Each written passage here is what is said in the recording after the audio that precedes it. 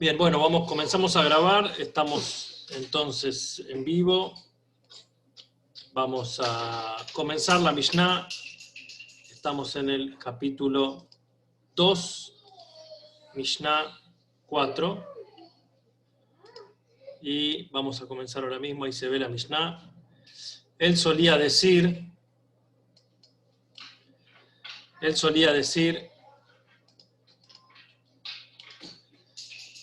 Rabban Gamliel solía decir, Uaya Omer, él solía decir, porque venimos con la Mishnah anterior del capítulo 2, del capítulo segundo, hacer rechonó kirchon ha, hacer la voluntad de Hashem, que sea tu voluntad, que de hacer rechon ha kirchono, para que él haga su voluntad como tu voluntad. Y después retruca y dice, batel rechon ha, anulá tu voluntad, mi pnei rechonó, frente a su voluntad, que deishe y batel rechon ajerim mi pnei rechon ha, para que pueda anular la voluntad de otros frente a tu voluntad. Entonces, el primer punto que está hablando de esta Mishnah, el gran sabio que dijimos de la familia tradicional de los líderes de Rabban Gamliel, quien era el Nasi, él dice la importancia de tener esa capacidad de hacer tu voluntad. Y acá hay varios detalles lindos que podemos hablar de este concepto. Algunos dicen, hacer tu voluntad como su voluntad, se refiere a todas las mitzvot positivas, las 248 mitzvot de hacer y anular tu voluntad frente a su voluntad, se refiere a las 365 mitzvot prohibitivas, las mitzvot lotase, que son las que dicen aquello que no hay que hacer. Nosotros tenemos sur merá, o sea, aléjate del mal y hacer el bien. Tenemos cosas que no podemos hacer o que no hacemos y otras cosas que son proactivas de hacer. Entonces, hace tu voluntad, para que él haga de su voluntad tu voluntad también. Y acá también en este concepto de hacer la voluntad hay varios puntos interesantes. Un punto es hacer rechonja. Hacer rechonja quiere decir hacer voluntad. ¿Qué es hacer voluntad? La traducción literal es cumplir la voluntad, pero hay una segunda traducción que no dice la palabra cumplir la voluntad, sino hacer voluntad.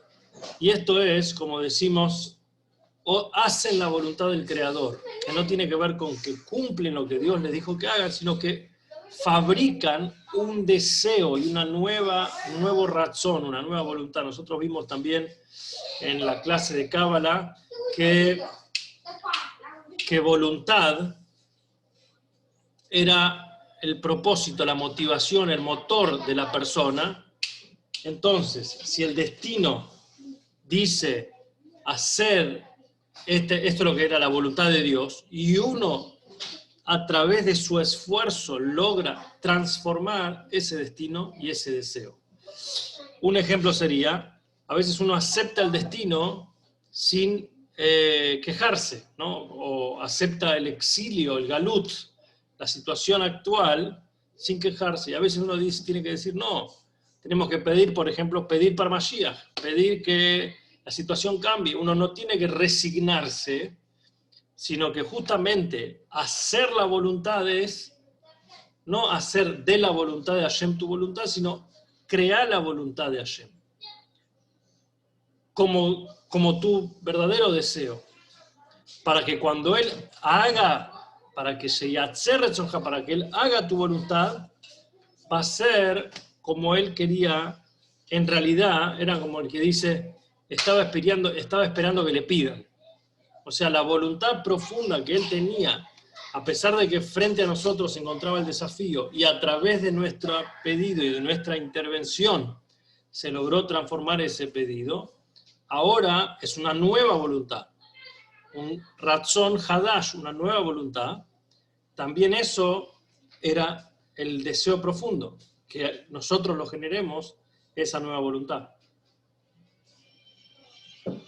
También tenemos, por otro lado, el concepto básico de hacer su voluntad como tu voluntad. ¿Qué quiere decir? En el concepto de cumplir mitzvot, o de servir a Hashem, o de tener deseos propios y deseos ajenos, y tratar de cumplir y de ser lo más correcto posible, muchas veces hay una contradicción entre mi voluntad y la voluntad de Hashem. Mi deseo es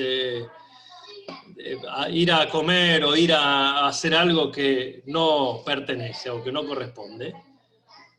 Y el deseo de Hashem es que yo me abstenga de eso o que yo haga otra cosa. Mi deseo es quedarme durmiendo en la cama cuando hace frío.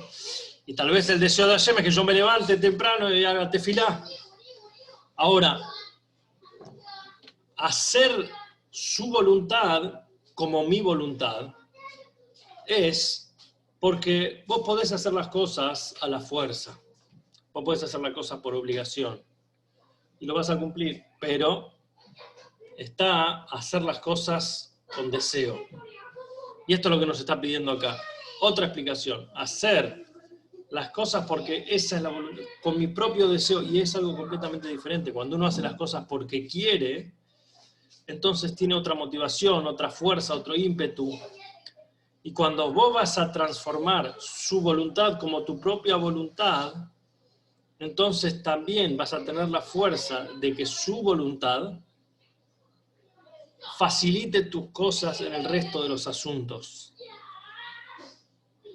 Y por lo tanto decimos muchas veces, nosotros hay otra Mishnah del Pirkei Avot que dice, el que toma sobre sí el yugo de la Torá, le quitan de él el yugo del trabajo y el yugo del sufrimiento. O sea, uno carga con la voluntad de Hashem, y Hashem carga con la voluntad de uno, con el bienestar de uno, de alguna manera. Entonces esto sería como una interacción. Ahora uno se va a preguntar, nosotros vimos muchas veces que nosotros decimos, no hagas las cosas para recibir recompensa, no hagas las mitzvot para recibir recompensa. Nosotros dijimos, Antignos y Sojo dijo, no seas como el esclavo, como el siervo, la Mishnah del primer capítulo, no seas como el esclavo que sirve para recibir recompensa. Entonces, ¿cómo puede ser? Entonces acá no está hablando de una cuestión de hacerlo por la razón, sino lo habla de una realidad. Cuando uno carga y se hace responsable por la voluntad de Hashem, entonces automáticamente Hashem lo hace, pero no es por eso el que uno lo hace. Otro de los puntos importantes de tener en cuenta en este punto es que a veces, ¿por qué tiene dos partes? Uno dice, hacé tu voluntad como su voluntad para que él haga tu voluntad. Y después dice, anulá tu voluntad. Es lo mismo. Si yo voy a hacer su voluntad como mi voluntad, ya está. ¿Por qué tengo que anular mi voluntad frente a Hashem? Dijimos que tenía que ver con las mitzvot positivas y negativas, pero hay una idea más profunda. ¿Por qué esa repetición?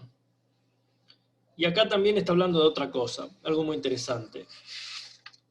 Muchas veces, cuando yo quiero que alguien haga mi voluntad, por ejemplo, yo tengo un hijo o una persona que yo está bajo mi cargo, o un alumno, o una persona que yo veo qué es lo mejor para él, y yo quiero transmitirle a él, entonces yo trato de decirle, haz lo que te digo, haz lo que yo te estoy diciendo. Muchas veces en esa interacción tiene que ver con él está haciendo mi voluntad. Entonces, él hace su voluntad como mi voluntad.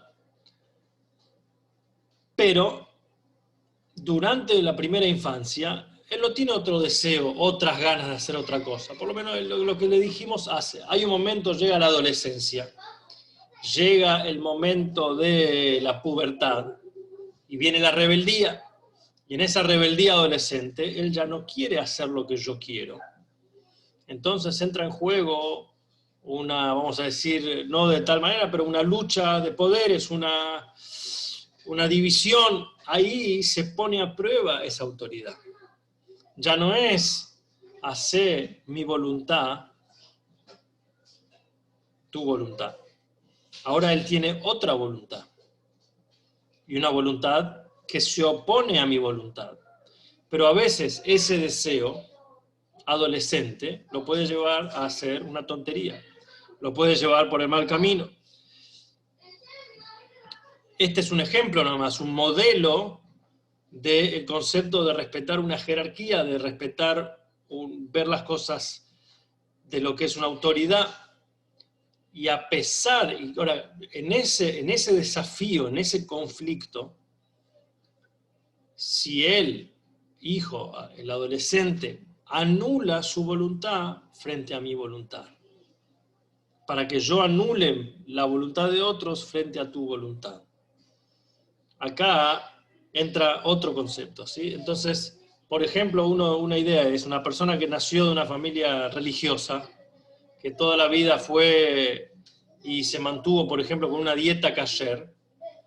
Hacer la voluntad de Hashem, lo hace, porque así le pidieron, pero no tuvo el concepto de anular su voluntad frente a voluntad, porque hay ciertas cosas que ni siquiera nunca se les ocurrió, nunca las desearon, nunca les surgió la curiosidad por comer algo que no es kasher. Le da hasta náusea, le genera repulsión. Y esta es la segunda parte que está diciendo acá. Así como tenemos que hacer la voluntad de él, está el concepto de enseñar, anular la voluntad frente a una voluntad más grande.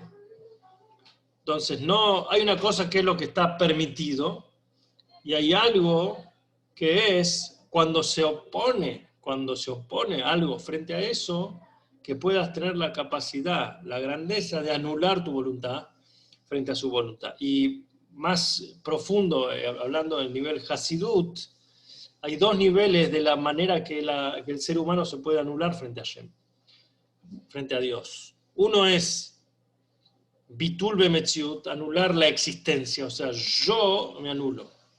Yo, mi persona, mi ser, me anulo frente a Hashem, hago de su voluntad mi voluntad.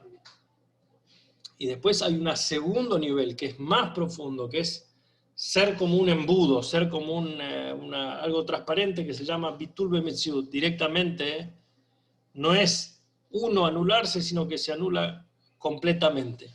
Se convierte como en una carroza que es llevada por los caballos. No es que uno anuló su voluntad, sino que el deseo de Hashem es el deseo de uno. Y esto también hace que se anule la voluntad de otros frente a tu voluntad. Como dijimos, ¿quién es Ajerim? ¿Quién es otros? Otros pueden tener que otros tengan esa voluntad. Él va a hacer la voluntad tuya. Y seguro que va a ayudar para que cada uno pueda hacer su trabajo, pero también cuando uno va más allá de la exigencia de la ley, cuando uno se transforma y va más allá de lo que le exigen, que es anular su voluntad frente a la voluntad de Hashem, llega al nivel más elevado. Ahora vamos a la siguiente frase, que es Hillel Omer. Hillel, acá tenemos un Hillel también. El famoso sabio Hillel. Hillel dijo así, Al tifrosh min hatzibur, no te apartes de la comunidad. Y esta es una gran frase y un gran mensaje, y alcanza con esto para una charla entera, que es la importancia de vivir en comunidad, la fuerza que tiene vivir en comunidad, no apartarse de la comunidad. Hay que entender el valor, la fuerza que tiene de estar bien acompañado. En general, incluso saber elegir los amigos, saber elegir la gente que te rodea. Cuando nosotros hacemos tefilá con tzibur, con un minyan, la tefilá es recibida más fácilmente. Y esto lo saben también aquellas personas que viven tal vez en comunidades chicas, que es más difícil porque sos el único loco, porque sos el único del pueblo. Pero está aquel que vive en una comunidad y es más fácil, entre comillas, porque si hay una fuerza de un factor social que ayuda, que si todos tiran para ese lado, yo me puedo sumar y me puedo adaptar más fácilmente. Y también es la importancia, que esto es algo muy central en la halajá, de seguir la costumbre del lugar a donde vas. Y hay una historia interesante con el Ramá, Rabbi Moshe Isserles, quien fue junto con Yosef Karo, o sea, Yosef Karo hizo el Shulchan Aruch, y el Ramá hizo la explicación o la adaptación para los comentarios para la costumbre ashkenazí. Un gran sabio, un rabino en Cracovia, y se cuenta que cuando él era un joven rabino y recién había llegado a un pueblo, no sé si era Cracovia o un pueblo anterior antes de ir como rabino de Cracovia, en Polonia, él vio que había una costumbre que el Gabay, el encargado del Beit Knesset, cuando un hombre, la mujer iba a la mikve, o sea, tenía el día de la mikve, el Gabay iba y le felicitaba, le decía más alto. Entonces, el rabino recién llegado, fresco, le pareció una costumbre fuera de lugar. ¿Cómo podía ser? Era algo un poco íntimo, ¿sí? Que la mujer iba a la mikve, entonces ellos podían retomar su vida conyugal y por qué tenía que saberlo y por qué tenía que decírselo. Entonces, uno de sus primeros edictos, su primera determinación fue, le dijo al Gabay, le dijo, no digas más, no le digas más alto. Pasaron algún tiempo y hablando con los encargados de la mikve le dijeron, mira, bajó la participación de las mujeres que venían a la mikve, hay menos. Entonces él descubrió que no era que había menos porque había menos, sino que algunas mujeres por el frío, por el invierno, por X cuestión, no estaban yendo a la mikve, no se estaban cuidando con esta mitzvah.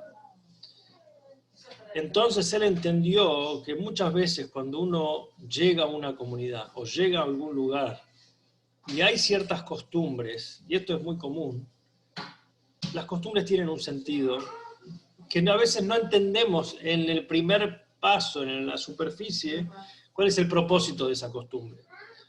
Pero tienen la fuerza y no son para tomar a la ligera. No es que uno puede cambiar las costumbres del lugar. Por eso cuando uno llega a un lugar nuevo, empieza a querer cambiar las cosas y hay cosas que están arraigadas, que tienen un sostén, que uno no lo ve simplemente. Y uno saca esa pieza y es como un edificio Jenga.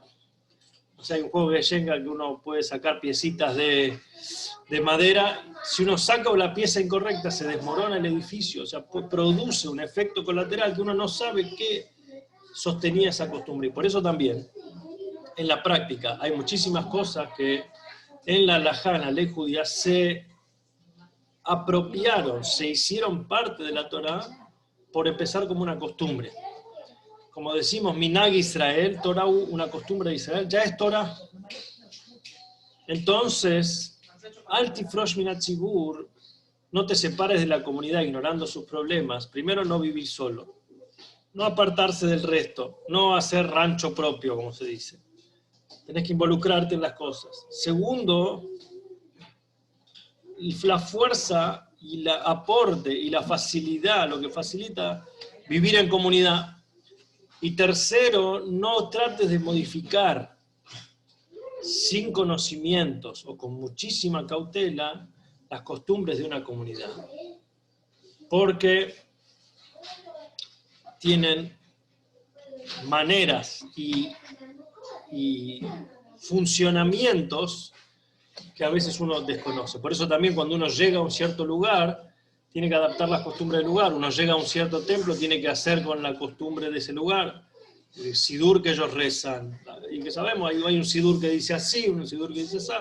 Todas son válidas y tiene que adaptarse a la comunidad en la cual él llegó. Otra frase de Hillel dice, Al tamim beatzmaja diomotah. No estés seguro de tu habilidad para resistir a la tentación hasta el día de tu muerte. Uno nunca puede darse por vencido, o mejor dicho, darse por ganado. uno nunca puede confiarse